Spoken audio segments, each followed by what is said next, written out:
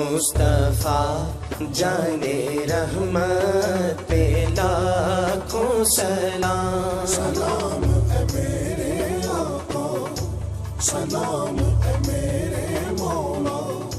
نحمده ونصلي ونسلم على رسوله الكريم وعلى آله وأصحابه أجمعين، أما بعد، أعوذ بالله من الشيطان الرجيم، بسم الله الرحمن الرحيم۔ ناظرین و سامعین، السلام علیکم ورحمۃ اللہ وبرکاتہ۔ تحفہ درود و سلام، یہ موضوع ہے ہماری گفتگو کا۔ وہ تحفہ جو اللہ تعالیٰ کی طرف سے ملا، وہ تحفہ جو ہمارے نصیب جگمگا دیتا ہے، وہ تحفہ جو ہماری خطائیں بخشوا دیتا ہے، وہ تحفہ جو ہمارے غم دور کر دیتا ہے، وہ تحفہ جو پریشانیوں کو دور کر دیتا ہے، وہ تحفہ جو خوشیاں لاتا ہے، وہ تحفہ جس کی برکتیں ختم ہی نہیں ہوتی، درود و سلام۔ اس پر گفتگو جاری ہے۔ میں نے آپ کو آیت کے حوالے سے کچھ بتایا، میں مزید ذکر کروں گا۔ آیت شروع ہوئی ہے انا کے لفظ سے، قطعیت ہے اس میں، یعنی یہ قطعی بات ہے، اس میں کوئی شک شبہ نہیں۔ یصلون، یصلون علی النبی کے الفاظ ہیں نا، یصلون، یہ صیغہ مضارع کا بتایا گیا گرامر کے حوالے سے۔ اس میں دوام و استمرار، کیا مطلب؟ ہمیش، جس کو کہتے ہیں نا آپ فار ایور، ہمیشہ کے لیے، آلویز کا لفظ کہتے ہیں۔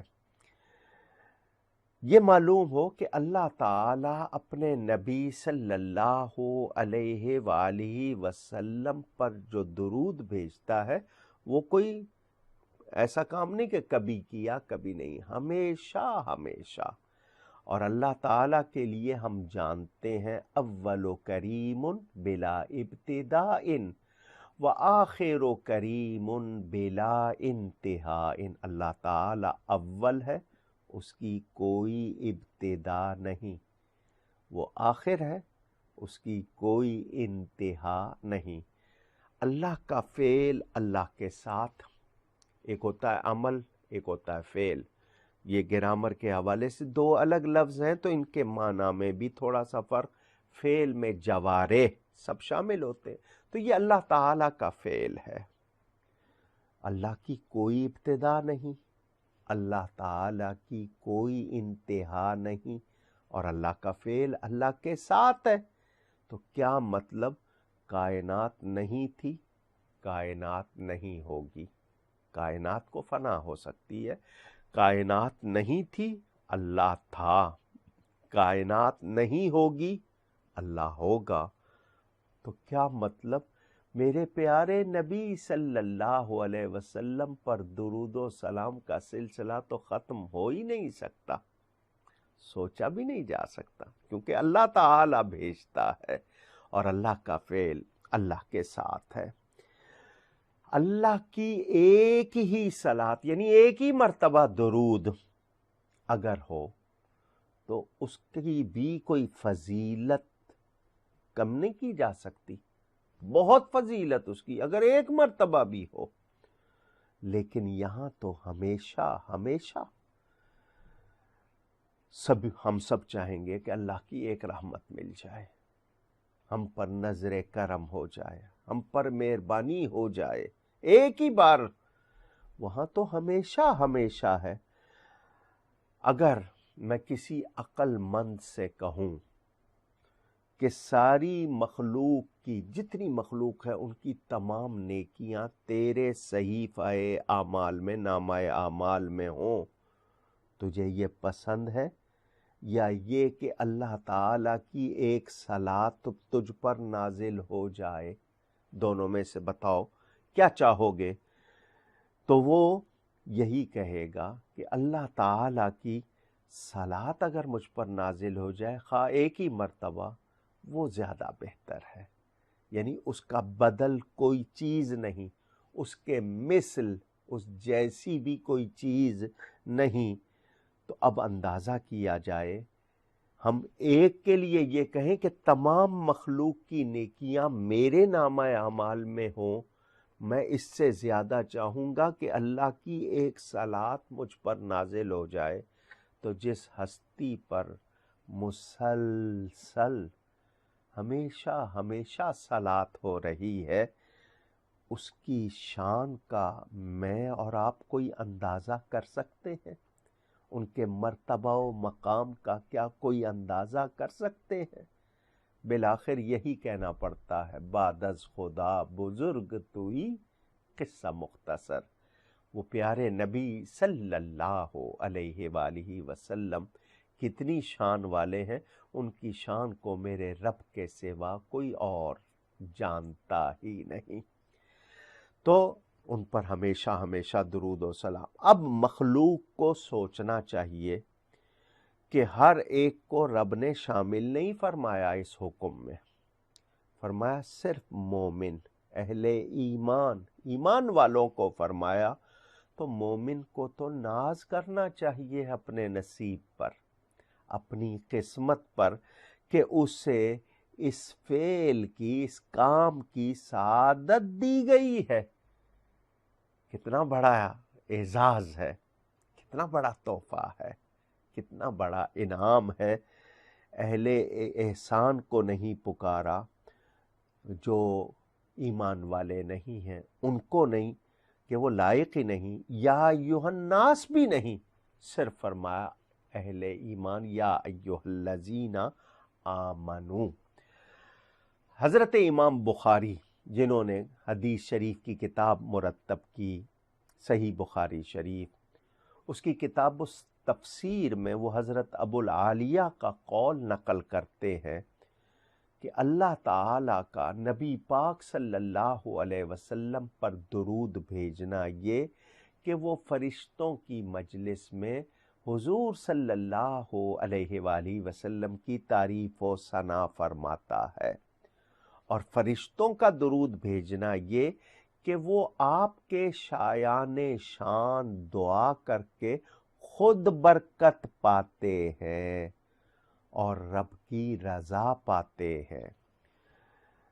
تفسیر جلالین کے حاشیے میں عارف ساوی فرماتے ہیں کہ اس آیت میں دلیل ہے کہ اللہ تعالی کی مخلوق میں میرے پیارے نبی پاک صلی اللہ علیہ وآلہ وسلم افضل الخلق، یعنی کائنات میں سب سے بہتر، سب سے اعلیٰ، سب سے پیارے، اور محبت رحمت، یعنی وہ رحمت کا مرکز سمجھ لیں، منبع سمجھ لیں، اللہ کی رحمت ان پر اور ان کے ذریعے، ان کے واسطے سے تمام کائنات پر۔ اللہ کی وہ رحمت جو آپ کی تعظیم کے ساتھ ملی ہوئی ہے، تو یوں آپ کی رحمت اللہ کریم کی رحمت کے تابع ہو کر ہر شے کو شامل ہو گئی۔ اللہ تعالیٰ کی عطا سے، یعنی اللہ تعالیٰ نے حضور صلی اللہ علیہ وسلم کو رحمت للعالمین بنایا، تو اللہ کی رحمت کے تابع ہو گئی حضور کی رحمت، اور پھر ساری کائنات کو ملی ہے، شامل ہو گئی۔ اور درود و سلام تمام رحمتوں کا محل کہہ لیں اور تجلیات کا منبع کہہ لیں۔ یہ درود و سلام وہ عمل ہو گیا کہ میں نے درود و سلام پڑھا تو سمجھیے میں نے سب نے کیا کر لی، میں نے سب کچھ پا لیا۔ میں آپ کو شروع میں حدیث سنا چکا ہوں کہ یہ ایک کام وہ ہے جو میرے اور آپ کے لیے کتنی سعادت، کتنی برکت کا موجب ہے، ہم اس کا اندازہ ہی نہیں کر سکتے۔ لفظ کہاں پوری حقیقت بیان کرتے ہیں، میں اسی لیے کہہ رہا ہوں نا، اس کا اندازہ ہی نہیں کیا جا سکتا کہ یہ کتنی بڑی عزت اور سعادت ہے۔ مصطفیٰ جانے رحمت پہ لاکھوں سلام، سلام اے میرے آقا، سلام اے میرے مولا، مصطفیٰ जाने रहमत पे लाखों सलाम। सलाम है मेरे आका, सलाम है मेरे मौला। फरमाते हैं अहले ईमान की सलात में यानी दुरूद में हिकमत ये है कि उनको फजलो शरफ हासिल हो, यानी जो दुरूदो सलाम पढ़ता है वो खुद बुजुर्गी पाता है, शान पाता है, इज्जत पाता है। अंदाज़ा कर ले, आपको पता चलता हो कि किसी ने इतना दुरूद पढ़ा, आप खुश होते हैं ना, ये कितना अच्छा है, इसको इतना दुरूद शरीफ पढ़ने का मौका मिला, तो वो बंदा इज्जत पाता है क्योंकि उन्होंने मुतलक सलात में अल्लाह ताला की इक्तिदा की है, यानी अल्लाह ताला के हुक्म को मानते हुए उस पर अमल किया है और हुजूर अकरम सल्लल्लाहु अलैहि वसल्लम की ताज़ीम का इजहार हुआ और आपके मखलूक पर जो हुकूक है उनका कुछ ना कुछ हक अदा हो जाए। नबी पाक सल्लल्लाहु अलैहि वसल्लम का हम पर कितना हक है, हम कुछ भी कर लें वो अदा नहीं हो सकता। तो अल्लाह ताला ने ये तोहफा दे दिया कि ये पढ़ो ताकि कुछ हक अदा हो जाए। कितनी प्यारी बात है।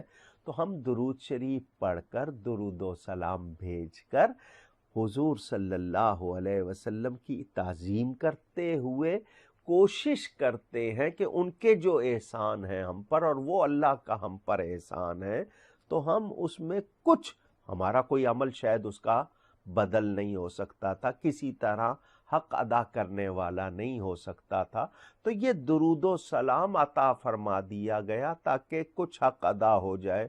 और कितनी मेहरबानी, दुरूद उन पर भेज रहा हूँ, झोली मेरी भरी जा रही है, नवाजा मैं जा रहा हूँ। ये कितने करम की बातें हैं, कितनी प्यारी बातें हैं, क्योंकि हमें जो नेमत मिली है या जितनी नेमतें मिली हैं वो रसूल पाक सल्लल्लाहु अलैहि वसल्लम के वास्ते और वसीले ही से मिली हैं। वो ही ना होते, अल्लाह ताला उनको ना बनाता तो खुद फरमाता है मैं अपना रब होना भी जाहिर ना करता, तो वो बाइसे तख्लीक़े कायनात है, वो ना होते तो कुछ भी ना होता।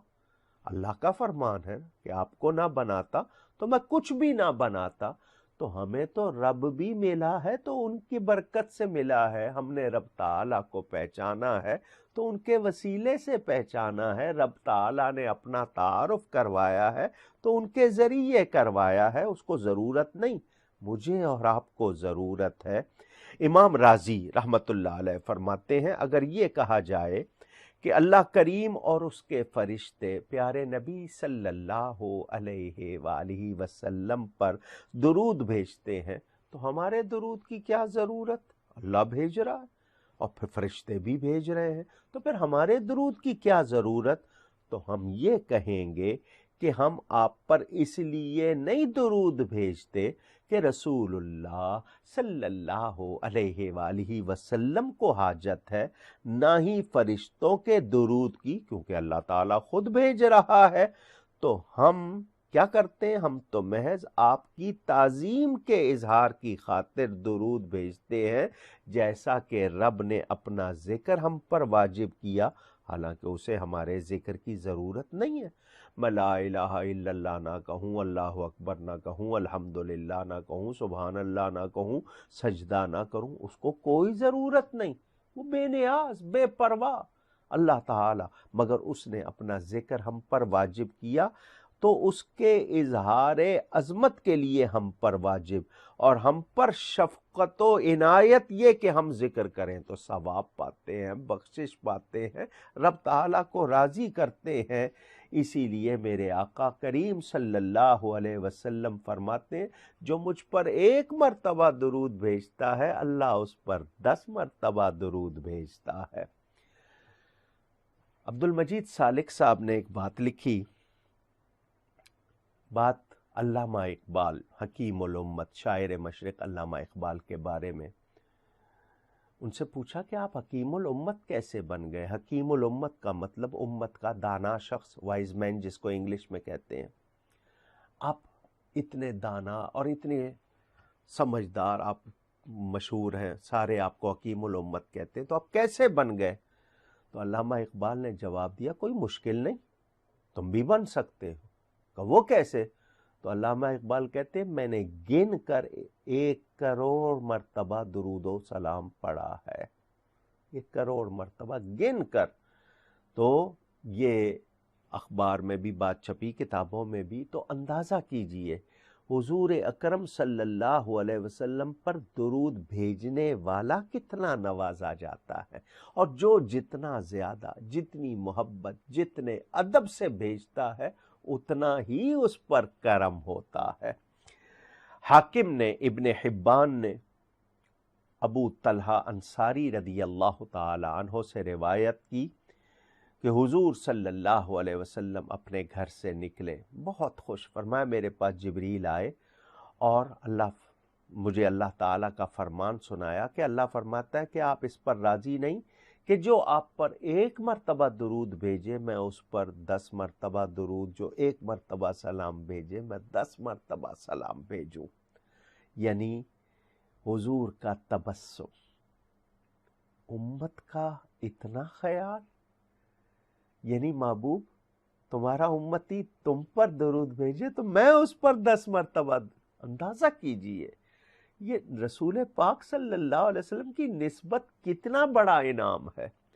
حضرت موسیٰ علیہ السلام نے تمنا کی، حضرت ابراہیم علیہ السلام نے تمنا کی، یا اللہ تو اپنے حبیب کا امتی بناتا ہم اور زیادہ شکر کرتے، ہمیں یہ اعزاز ملا ہے، یہ اس کی عطا ہے، ہمیں تو اپنی زبان درود و سلام سے تر رکھنی چاہیے، کوئی معمولی بات نہیں ہے۔